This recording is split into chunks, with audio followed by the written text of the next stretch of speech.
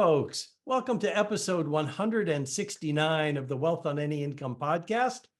This is where we talk about money tips, techniques, attitudes, information, and provide inspiration around your business and your money. I'm your host, Rennie Gabriel. In past episodes, we spoke about how to understand the numbers from your business, how to measure the level of pleasure based on where you spend your money, how to track your money in 5 to 10 seconds, what determines how close you are to complete financial choice, and how to run your business without being in your business. And last time we had multi-book financial author and film producer, Andrew Winnett. Today we have as our guest, Brian T. Sebastian. Brian has 66 million views and counting. He's got movie reviews and more. It's a multimedia organization focusing on social media content and brand recognition, and just received Variety Entertainment's Best Summer Show 2024, Best Top 60 Podcasts, and one of the best influencers in the world's Best of Lists. So Brian, you've done really well, and welcome to the Wealth on Any Income podcast. Hey, Rennie, I'm glad I got a chance to do this, and I hope everybody can hear me because I stepped in and out of a luncheon meeting in Tennessee, and it was one of these things where we want to talk about you, but I'm like, I was just here to support somebody. I've got a Zoom to do it, and I didn't want to miss out on it. So I'm just glad to be here. And I like what you're doing. Congratulations. That's not easy, how many shows you've done. And I want people to realize that's not easy to do all of these shows every week, because we always do a live show every week. So my hat goes off to you. When I hear anything over 100, that's a lot. Thank you, Brian. I appreciate that. Well, let's talk about the work you do and also why you do the work you're doing. Well, the thing was, I saw there was always a need for people, small business, women-owned, minorities, people in general. They don't always have a place where they can get the word out for what they're doing, whether it's art galleries, film festivals, you name it, films, CDs, music. Everybody's having challenges. There's a lot of money out there. However, not everybody knows how to get it. Not everybody knows where to go get it. And then a lot of people, if you're a corporation, they don't like to take chances. They like stuff that's kind of guaranteed, which is not fair to the average inventor or artist. And that's one reason why movie reviews and more, the more part really wants to do stuff. It's about helping everybody that we can, showcasing them and promoting them to the best of our ability. Oh, terrific. Well, thank you. Thank you, Brian. And now, most of my listeners, and maybe you are as well, are aware that I donate 100% of the profits from the work I do supporting other people to handle money effectively. I donate to various veteran and animal charities. Tell me about a cause that's most near and dear to you and what they do. Well, if I'm in Tennessee, I like St. Jude's Hospital for kids. That's always important. Elvis is one of their very first people with Danny Thomas organization. We deal with Terry Thomas on that. Marlo still, involved with that, obviously. Phil Griffin. A lot of people like that organization because everything goes to helping those kids. Hand in Hand, she's my Southern mom, Edie Hand, Elvis Presley's cousin. She handles a lot of the stuff. Priscilla Presley is name and face, but Edie does everything. She was the one that was making the sandwiches for Elvis. So I know a lot of her people actually would say, Brian, I want you to come to the South and I want you to meet my people. When they say that, meeting the people that they grew up with, the ones that are alive still, and I'm meeting them. And that's why I'm here in Tennessee. And then, last but least, is the Dreamweaver Arts organization. Everything that's environmentally friendly, sustainable, and net zero. And for that, that's also including helping artists, inventors, taking the water from the clouds, with water aspected machines, those individual artists who create great things that people haven't seen. They don't always have a place to showcase. So we want to be that organization that helps them out.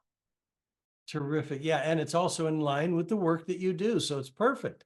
And now I remember you said, I guess you work with women, influencers, authors, inventors, small businesses.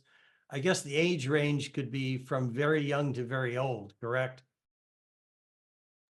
Yes, we're 8 to 80. We have the toy industry. So think of toys. Toys start at age 0. We have that. When I'm working with moms, we're working with that. When we're working with influencers, we're working with that. Last year, the #1 film last year besides Oppenheimer was Barbie. Where did it come from? The toy world.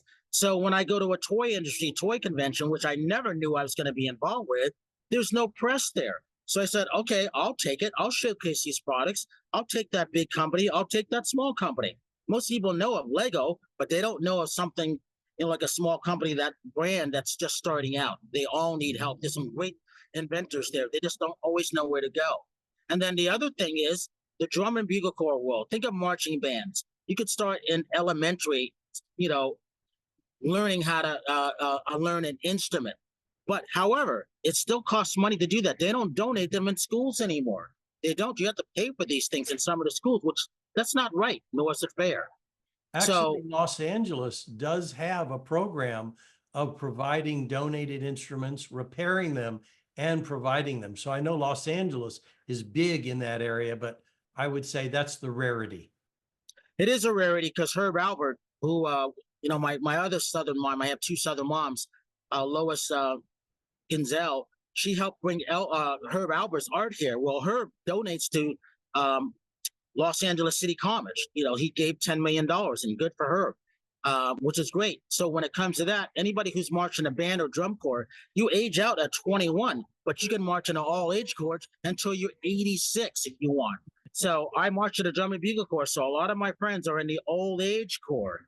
I should say all age corps. We used to call them senior corps. So think about that. You might have marched when you were 16, 21, aged out, but you can hold that American flag. You're still on that field. You're still with that. That's why we are the only ones in the world that actually have those ages, 8 to 81. Oh, cool. Well, now on a personal note, this is a two-part question. I want to know what your biggest failure was, whether it was personal or business, and what insight did you gain from that, and how are you using it? I kept going back to that. It wasn't failures. What it was people who failed to see what I was doing. So think of it this way. Inventors create things that people have no idea what they're seeing, what they're talking about. However, think of Steve Jobs creating a phone out of a garage. Think of where Steve Wozniak, and all those people are today. Think of what happened with Microsoft, IBM. Think of what happened, how the toy industry started, where Barbie came from. G.I. Joe came from the same person who developed Barbie, her husband. So when you think of these things like that, not everybody can see the vision that you have. So no one's going to want to do this. Oh, what makes you think you can get that going? Well, give me a chance. I never asked for money. I just wanted the opportunity to showcase what I could do. I see things a different way, just like what you do, donating. I don't know anybody else who does that. I love the fact that you do that. We want to be able to do the same thing with Dreamweaver. I want to be that Black, entrepreneur that goes out and just gives $50, $100 bills to people who need it. I want to hear their stories. You know why? Because I'm seeing all these people across country, and they're desperate in need of certain things. Not everybody wants to take. A lot of people just need a chance, and they're not getting that. Yeah. Oh, thank you. Well, do you have an example, a case study, a story to illustrate someone who had some idea, you were able to showcase it, and what it transformed into? Yeah. One is an envoy who you have Yvette Friedman out of Asheville, North Carolina. She had this great magazine, hard covers. It's hard to get these things going now because printing magazines are expensive. The Envoy magazine, I said, why don't you meet me in Tennessee? I don't even live in Tennessee. But the fact is she came there, I handed 300 of her magazines out in each seat in a table. Beautiful glossy. She took all the photos. She did spreads on the people there. Women loved it. She brought her own thing. It cost her money to come there. But what she got out of that, people immediately wanted to bring in and be in her magazine. They immediately wanted to have headshots done from her. She went back with a lot of friends that she never knew had she had not taken the chance. That's just one person. Another one's called the Restroom Kit. Bill and Sonia Mazie, veterans, they started the thing where you go to porta potties and there's never anything to use. There's not any tushy paper to use. They created that. Not only are the firemen, policemen, hospitals using that now, we helped start that in 2017. And I met them at a gifting suite. I'm like, this is a great piece of information, a great product that no one knows of. Airplanes can use them. Kids need them. Senior citizens, I call them experienced seniors, could use them. That's another example. Oh, beautiful. Oh, thank you, Brian. Terrific. Well, I'm going to guess my people in my listening audience are going to want to be able to get a hold of you. Do you have a valuable free resource or something they can connect with that'll connect them to you? I always tell everybody, check out our Tuesday night live shows. We're always live, never tape. We are on show 100 and last night's show was 113 live shows in a row. We always go straight through the year. You can always check us out on that, or movie reviews and more. MOVIE reviews, REVIES, the letter N like Nancy Moore. Movie reviews and more at gmail.com. Or if I meet you, I have no problem giving my phone number out. But as you go up in status, you have to be careful now who you give your phone number out, because not everybody has good intentions. But I'm easy to reach and I respond to almost everything. Terrific. Okay, well, I'm going to put that email address in the show notes.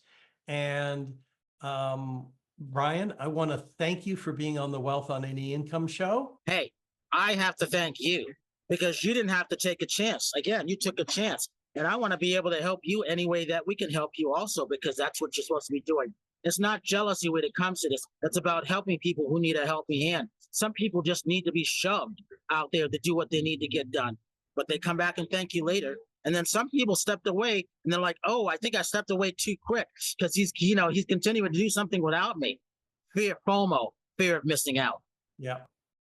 Well, to those of you who are still listening, if you'd like to know how books, movies, and society programs you to be poor and what the cure is, then log on to wealthonanyincome.com/TEDx.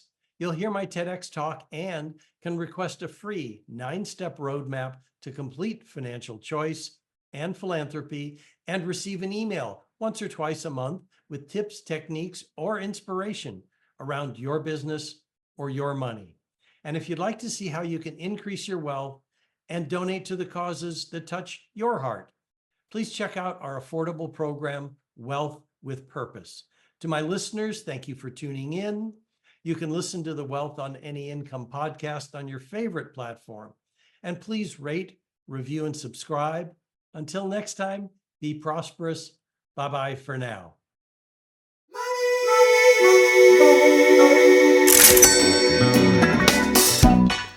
Thank you.